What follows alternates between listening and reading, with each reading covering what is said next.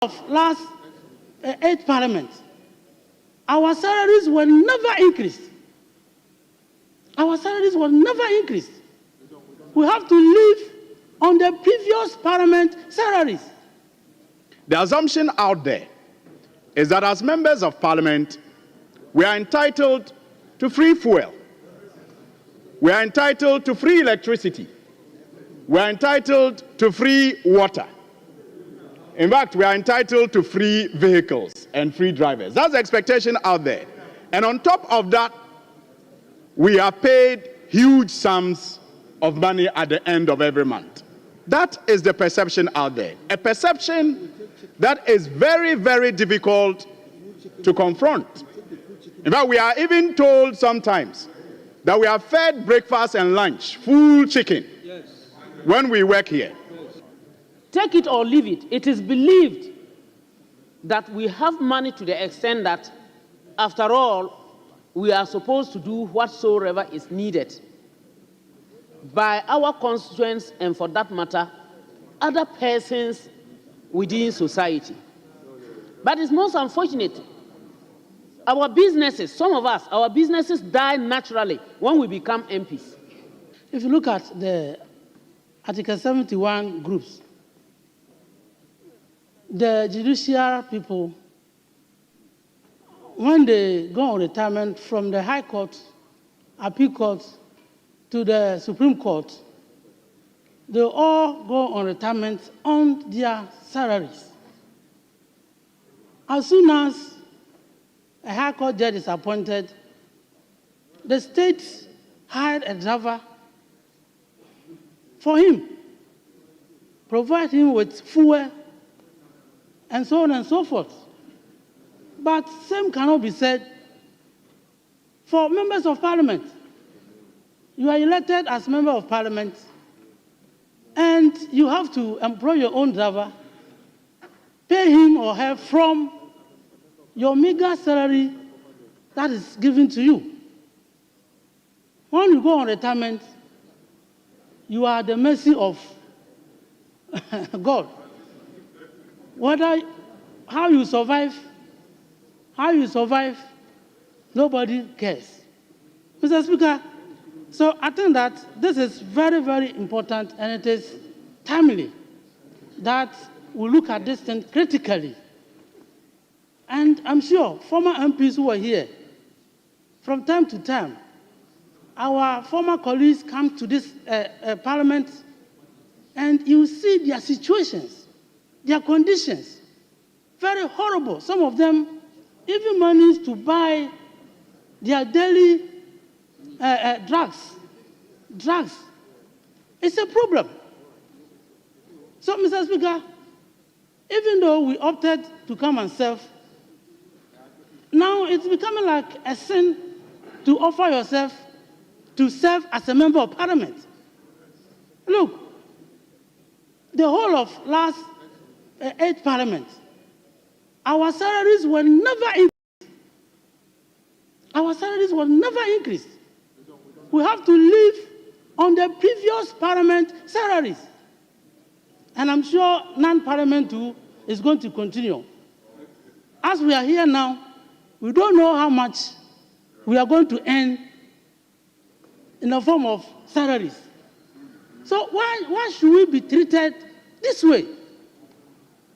So, Mr. Speaker, I think that we should take this matter seriously, and that committee should be constituted today, to start work today, now, so that we'll know how much we're going to contribute towards it, and allow the state to also provide a seed fund, sort of, so that at least we are assured that tomorrow, if you are no more in parliament, there is something for you to live on.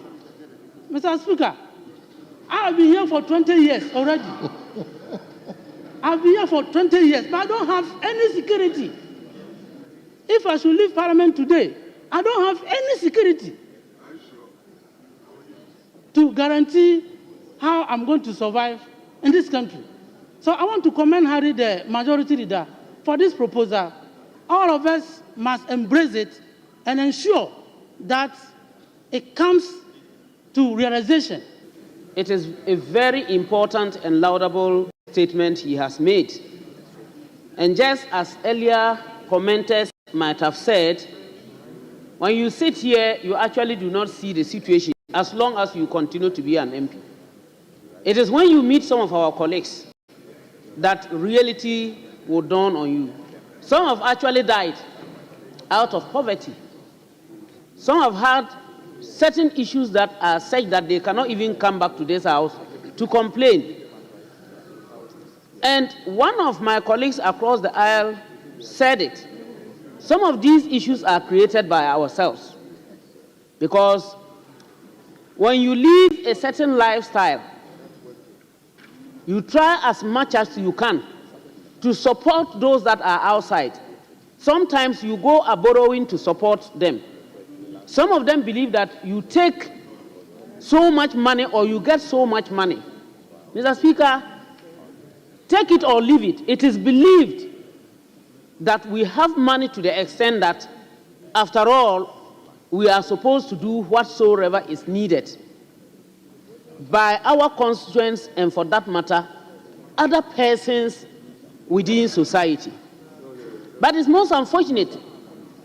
Our businesses, some of us, our businesses die naturally when we become MPs. Because once you put someone there to take care of your business while you are here, the person has found a gold mine. Excuse me. The person would have found a gold mine, thinks that after all you have the money, you can get it. Oh, let me go on. By the time this woman or this MP comes back, I should have put up a house, I should have a car, and I should have all the basic necessities that I think are needed, which is very bad. Mr. Speaker, I want us to note that even some constituents believe that we are giving money to go into elections. I can assure you, people will make these statements and you will be shocked. Whether primaries or general elections, we must make sure that we let this go out there that nobody gives another person money to go campaigning, whether primaries or general elections. And also, one big problem, our vehicles, the V8s that we have, people believe that we are giving for free. If you go to Parliament, you will get a V8. They do not know that our salaries are being used. As for fuel, oh, that one, when you go to any fuel station, you will just go and fill your tank and begin going. So what is your problem? We have coupons and we have even the power to go and say we should be giving fuel. Mr. Speaker, please, we shouldn't let this rest. We shouldn't let it be go to sleep on the shelves again. Just as my colleague has suggested, let us have, I will suggest that we should have a 7-member committee to look into this matter, make its recommendations, and ensure that we take it.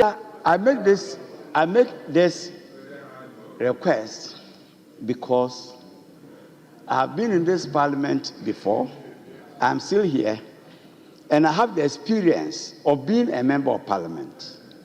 I've been out of parliament. I have the experience of being out of parliament. Mr. Speaker, if we are out of parliament, the baggage that you carry when you are a member of parliament, if you are not lucky, outside parliament, you say carry that baggage. There are constituents who get so attached to you that they will never let you go. They will come with their school fees. When their relatives die, they will come to you to buy coffins, to bury their relations for you. So, if this pension scheme is established, it will cushion any member of parliament who exits. And so for me, I would plead with Mr. Speaker to bring this debate to a close and get the committee established with me as a member of the committee. So I can guide very well the experiences of a member of parliament and as a non-member of parliament. Mr. Speaker, I thank you very much. Mr. Speaker, I can understand why perhaps little action or progress was made after the conversations which led to you instituting a committee. Because this conversation is a tricky one, especially for 7 members of parliament. The assumption out there is that as members of parliament, we are entitled to free fuel. We are entitled to free electricity. We are entitled to free water. In fact, we are entitled to free vehicles and free drivers. That's the expectation out there. And on top of that, we are paid huge sums of money at the end of every month.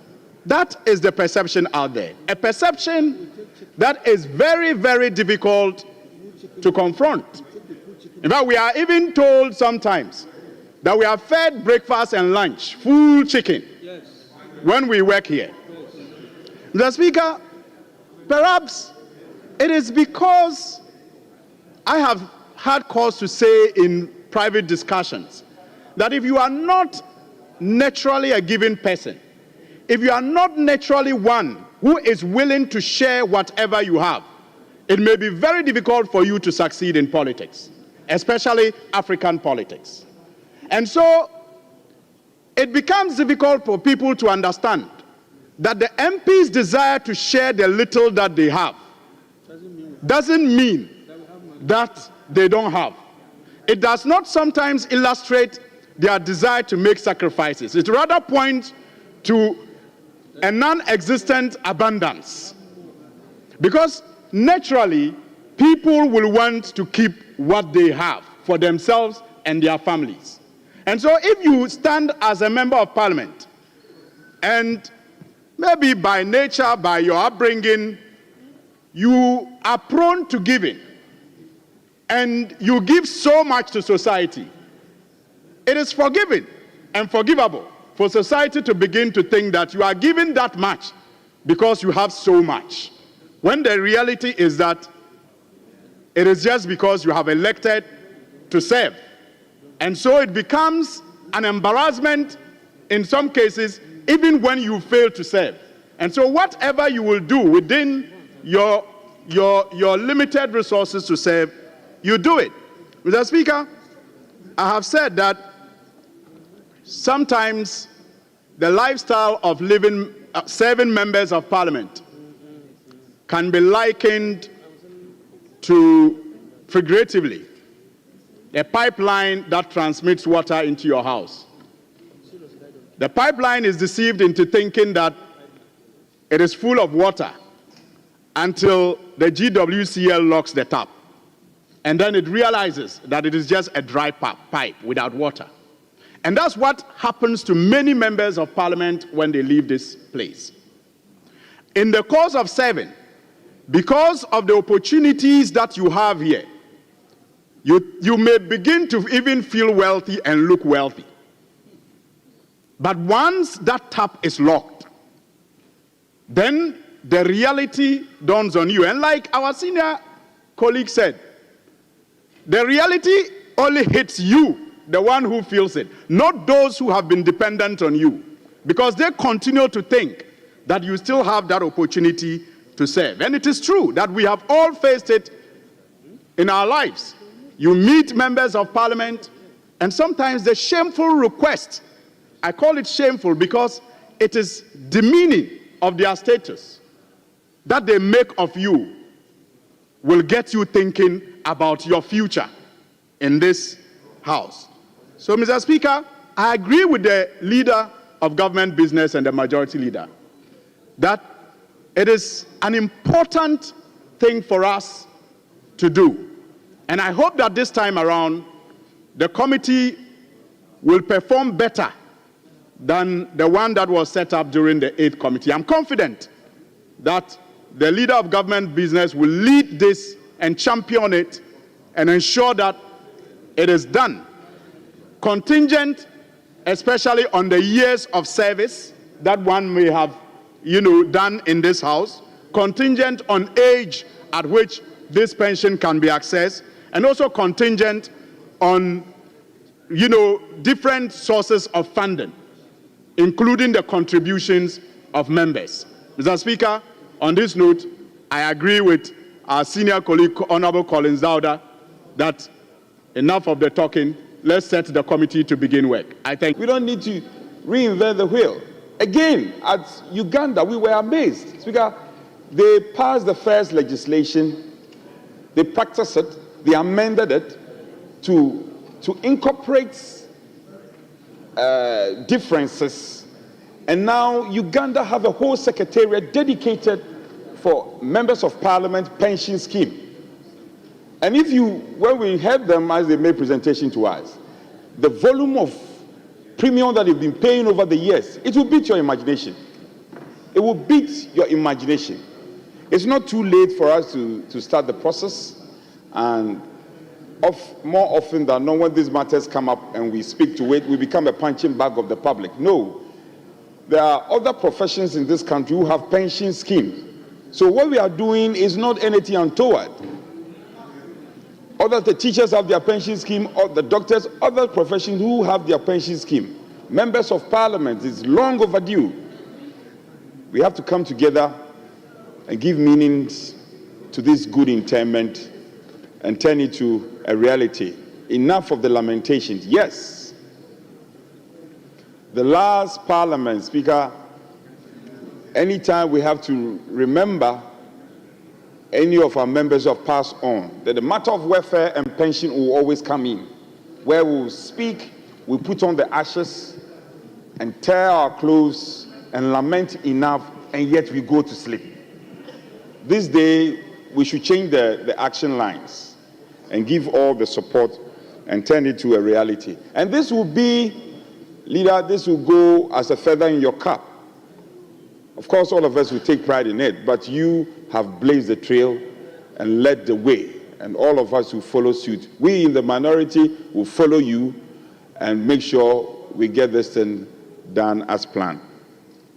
So, but the point you made on carbon credit, I find it quite interesting. I don't know if it's something that, it's worth considering though, but there are other school of thought, there are other experts who say that because of the motion we had to go through as a country in the determination of the NDCs, the nationally determined contributions, there are protocols that are established for the usage of the carbon credit fund. However, it's for us to decide as a House and communicate same to the executive. We are the controllers of the country's purse.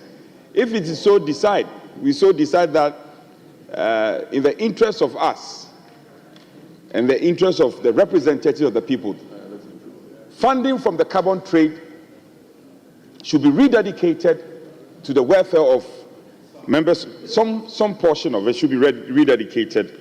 I think it's a welcome news, and it's something we have to.